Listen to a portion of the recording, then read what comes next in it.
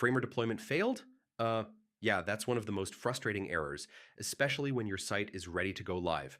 But don't worry, in this full guide, I'll show you exactly how to fix it step by step.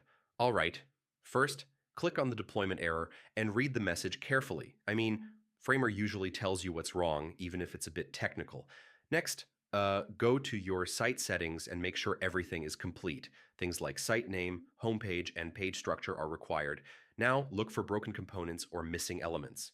Yeah, even one broken layer can cause deployment to fail. If you're using CMS, make sure all required fields are filled and items are published. Empty or draft content can block deployment. Next, check your domain connection and DNS settings. I mean, if your domain isn't set up correctly, deployment might fail. If you've added custom code, review or remove it. Uh, Broken scripts or unsupported code can stop deployment.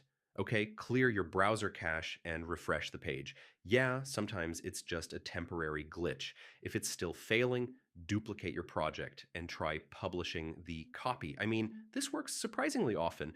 And uh, check if Framer's servers are down. If they are, you might just need to wait.